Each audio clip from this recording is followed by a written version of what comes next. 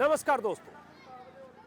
देश के किसानों पर कृषि कानून थोपे मोदी सरकार ने। उन कानूनों के खिलाफ देश भर में आंदोलन किए किसानों ने। दिल्ली की सीमाओं पर प्रदर्शन से लेकर मोर्चेबंदी तक किसानों के आंदोलन का असर मोदी सरकार को घुटने के बल आकर उन कृषि कानूनों को वापस लेने का ऐलान करना पड़ा। मोदी सरकार और आंदोलनकारी किसान, इन दोनों के बीच में एक है मीडिया। मीडिया का वो वर्ग, दर्जनों चैनल, 50 एंकर, 25 संपादक और सैकड़ों रिपोर्टर, और वो राष्ट्रवादी, खुद को राष्ट्रवादी कहने वाले वो तमाम पत्रकार। मोदी सरकार और सरकार के खेमे में सन्नाटा है, क्योंकि प्रधानमंत्री ने अचानक उन कृषि कानूनों को वापस लेने का ऐलान किया, जिसे न वापस लेने का ऐलान 25 बार संसद से सड़क तक कर चुके थे। किसानों के खेमे में खुशी है। 12 महीने से वो किसान जो दिल्ली की सीमाओं पर हर मौसम में बैठे थे, उन्हें कामयाबी मिली है। लेकिन मातम सबसे अधिक कहां है? सबसे अधिक मातम मीडिया के उस बड़े वर्ग में है। दर्जनों चैनल और अखबारों में काम करने वाले उन पत्रकारों, एंकर्स और संपादकों में है, जो बीते 1 साल से सरकार के साथ कदमताल करते हुए सरकार की साजिशें, सरकार के मंत्री, मुख्यमंत्री, बीजेपी के सांसद और तो और बीजेपी की आईटी सेल के साथ कदमताल करते हुए इन किसानों को, प्रदर्शनकारी किसानों को, आंदोलनकारी किसानों को, दिल्ली की सीमाओं पर बैठे किसानों को मवाली, आतंकवादी, देशद्रोही, खालिस्तानी, परजीवी, न जाने क्या क्या कहते रहे। शुरुआत प्रधानमंत्री ने भी की संसद में। उसके पहले दर्जनों नेताओं के बयान, मुख्यमंत्रियों के बयान, और हर उस बयान को अंतिम सच मानकर किसानों के खिलाफ मुहिम का हिस्सा बनाने में भूमिका निभाई मीडिया। आज मीडिया के उसी खेमे में 24 घंटे से मातम, ऐसा मातम, अगर मुहावरे की भाषा का इस्तेमाल करें, खून के आंसू रो रहे हैं। लगता है पता नहीं कितने लुटपिट गए। इसलिए लुटपिट गए क्योंकि वो तमाम मीडिया कर्मी जो प्रधानमंत्री मोदी को अवतारी मानते हुए, प्रधानमंत्री मोदी की शान में दिन रात कसीदे करते हुए, सिर्फ उनकी चापलूसी करते हुए, लगातार सरकार के नैरेटिव को, सरकार के एजेंडे को आगे बढ़ाते हुए किसान और किसान आंदोलन को बदनाम करने की तमाम साजिशों का हिस्सा थे।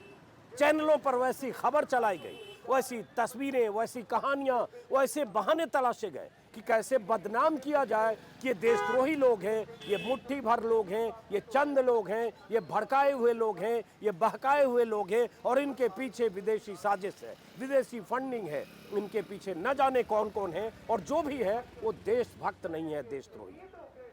मीडिया इस नैरेटिव को 1 साल तक गढ़ता रहा।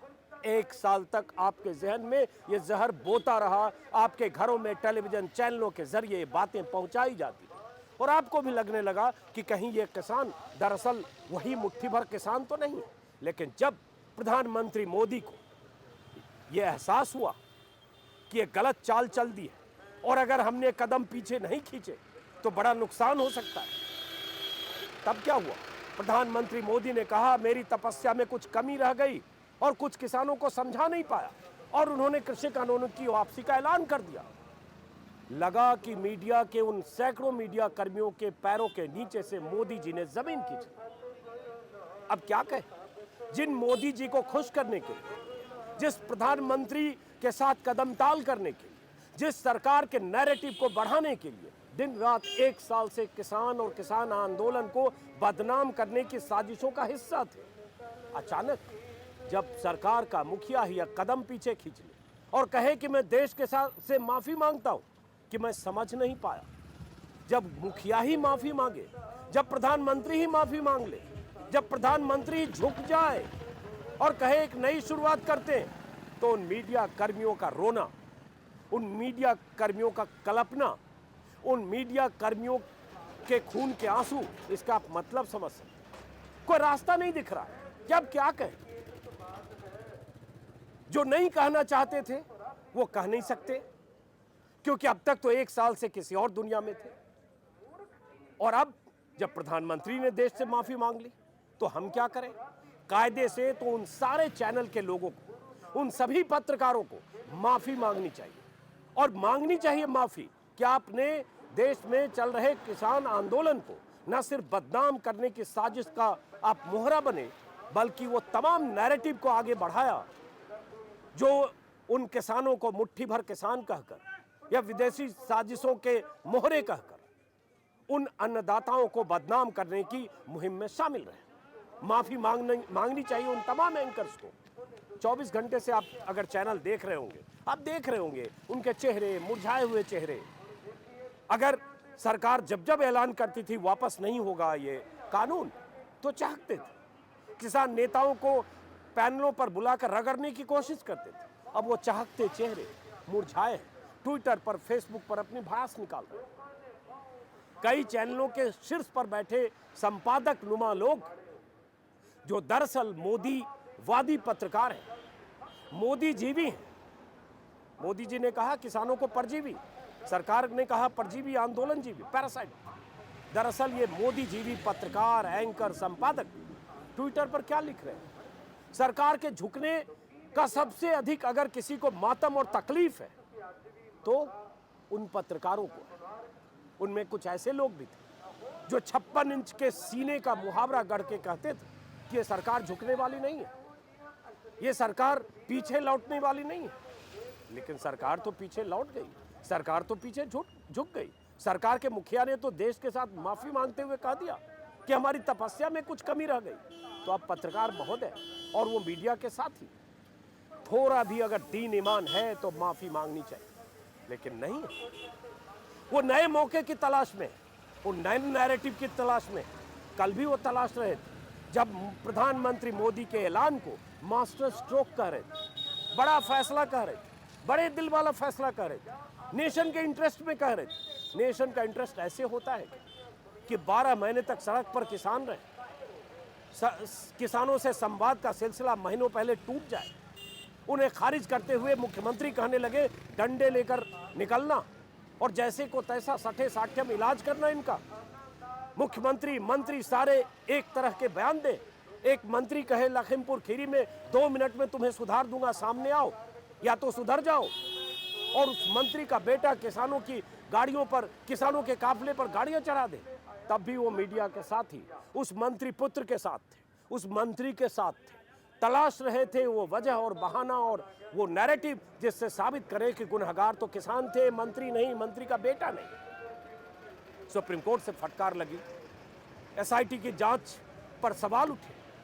मौके बहुत आए जब करेक्ट कर सकते थे खुद को, लेकिन नहीं। जब भीतर अंधभक्ति चढ़ी, जब सरकार को खुश करने के लिए दीन, ईमान, पत्रकारिता सब कौड़ियों के भाव बेचकर उसके बाद नतमस्तक, तो ये बात समझ में नहीं आई। अभी दोस्तों मैं हूँ सिंघू बॉर्डर, एक टेंट है, टेंट कहें क्या, ये जालीनुमा एक प्लास्टिक सा कुछ होता है, इसमें एक टेंट है, इसमें कोई किसान रहता होगा। यहाँ 3 पोस्टर लगे और इस पोस्टर में इस बात की गवाही देती हुई तस्वीरें हैं कि कैसे किसानों को पीटा भी गया, लाठियां भी चले, डंडे भी चले। एक पोस्टर वहां भी है, यहां भी है, वहां भी, और इन पोस्टर पर धूल चढ़ी। अब ये धूल इसलिए है क्योंकि सड़क के किनारे जहां गाड़ियां भी जा रही है, कई मौसम भी बदला जा रहा, गर्मी, बरसात, आंधी, तूफान सब देखा। इस टेंट ने भी, टेंट में रहने वाले किसानों ने भी, और यहाँ कतारबद्ध 12 किलोमीटर तक जो किसान है सिंघू बॉर्डर पर, उन्होंने भी, और यही देखा टिकरी बॉर्डर और गाजीपुर बॉर्डर के किसानों ने। तो जाहिर है इस पर धूल है, लेकिन उस हौसले को देखिए कि ऐसे लाठी खाकर या ऐसे लाठी खाकर या वैसे लाठी खाकर या करनाल में सिर फुड़वाकर, क्योंकि करनाल के डीएम ने कहा था किसी को छोड़ना नहीं, मुख्यमंत्री का आदेश रहा होगा या मुख्यमंत्री की हौसला अफजाई। लेकिन उन तमाम मौकों पर किसान तो डटे रहे। मीडिया कर्मी क्या अपनी भूमिका निभा रहे थे?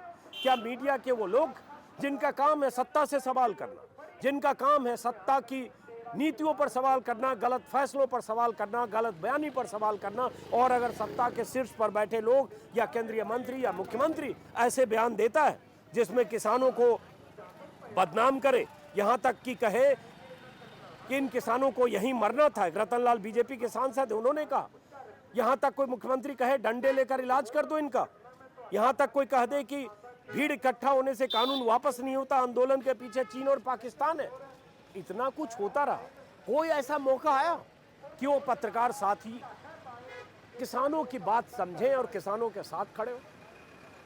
अगर किसानों की तादाद कम भी थी, आबादी के लिहाज से अगर बात करें, जिसका जिक्र बार बार करते हैं, आंदोलन तो था, और आंदोलन आबादी के लिहाज से उसकी नुमाइंदगी के आधार पर चीजें तय नहीं होती। तय ये होता है कि लोकतंत्र में लोक मायने रखता है, तंत्र नहीं। और तंत्र का मतलब मोदी नहीं। दिक्कत क्या है, 2014 के बाद से भारत में लोकतंत्र तो 1947 के बाद से, लेकिन 2014 के बाद से ऐसे लोग हैं, ऐसे लोग बन गए, ऐसे लोगों के जहन में ऐसी चीजें भरी या पैदा हो गई या कहीं से उग आई कि उन्हें लगता है आजादी मुल्क 2014 के बाद हुआ। तो ऐसे लोग लोक में कम, तंत्र में ज्यादा यकीन करते हैं, और तंत्र का मतलब मोदी और मोदी सरकार।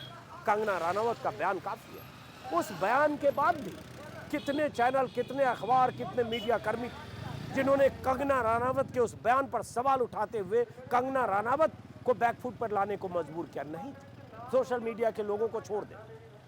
मैं उन राष्ट्रवादी, कथित राष्ट्रवादी, इन्वर्टेड कोमा में, उन कथित राष्ट्रवादी जो दरअसल मोदीवादी हैं, जो दरअसल सरकार परस्त हैं, जो दरअसल सरकार की चाटुकारिता में दिन रात बिछे रहते हैं, जो दरअसल मोदी के पादुका पूजक हैं, उन्होंने उस पर भी कोई सवाल नहीं। उन्हें बहुत सारे लोगों ने यह भी कहा कंगना ने गलत क्या कहा। ये वो लोग हैं जो 1 साल से उस साजिश का हिस्सा थे, या उस मुहिम का हिस्सा थे, या उस नैरेटिव को गढ़ने के कर्ता धर्ता थे। उन्हें बहुत बड़ा झटका लगा, करंट लगा 440 वोल्ट का।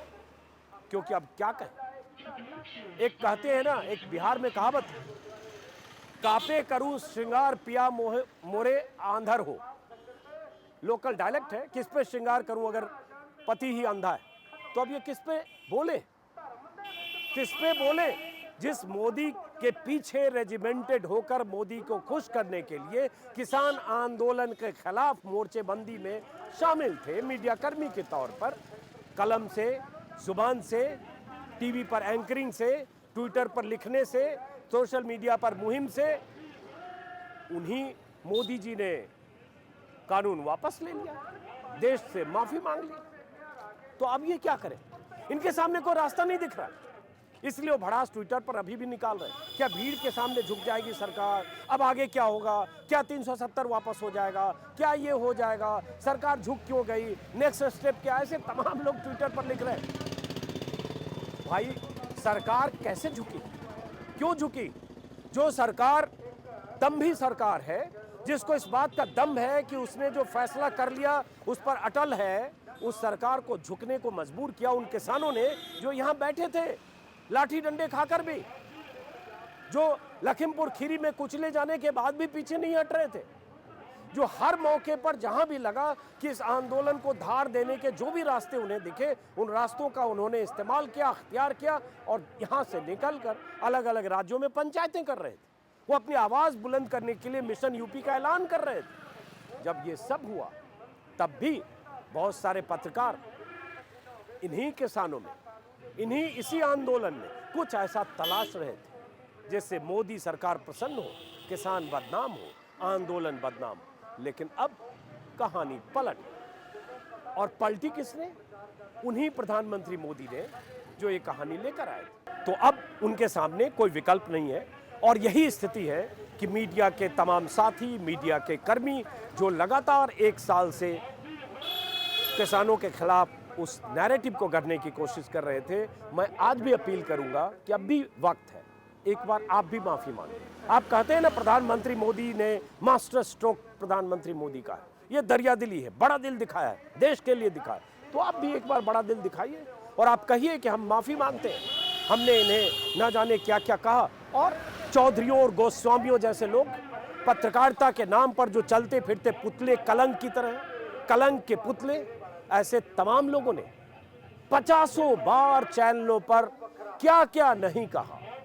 उन्हें अब दिक्कत हो रही है कि अब बैक गियर में कैसे जाए। जिनके पीछे वो चल रहे थे, जिन प्रधानमंत्री मोदी के पीछे कदम ताल कर रहे थे वो तो पीछे हो गए। तो अब हम बैकफुट पर हम कैसे आए? हम कैसे कहें कि हम 1 साल से गलत थे? उन्होंने माफी मांग ली, हम कैसे मांगे? तो ये स्थिति है दोस्तों, और इसमें ये बेचैनी और बेचैनियों की खबरें लगातार आप ट्विटर पर आप देख रहे हो। खबरें नहीं, बेचैनियों के ट्वीट्स। दरअसल अगर इन सबके पास मातम का कोई झंडा होता तो 7 दिन तक मातम का झंडा गिराकर मातम मना रहे होते। तो 24 घंटे से ज़्यादा हुए दरअसल जब मैं वीडियो रिकॉर्ड कर रहा हूँ, मातम मना रहे। इंतज़ार है कि अपने मातम गृह से निकलेंगे, मातमी मन से बाहर होंगे और बड़े मन से एक बार आप भी देश के सामने माफ़ी मांगेंगे कि हाँ, आपने पत्रकारिता का धर्म छोड़कर आपने सत्ता को खुश करने के लिए आपने वो काम किया जो दरअसल पत्रकारिता नहीं है, मोदीकारिता भले हो सकती है। तो फिलहाल दोस्तों इस वीडियो को यहीं सिंघू बॉर्डर से ख़त्म करता हूँ। फिर मैं टिकरी बॉर्डर और बाकी जगह जाऊँगा, जो देखूँगा दिखाता रहूँगा। फिर मुलाकात होगी किसी और वीडियो में। नमस्कार।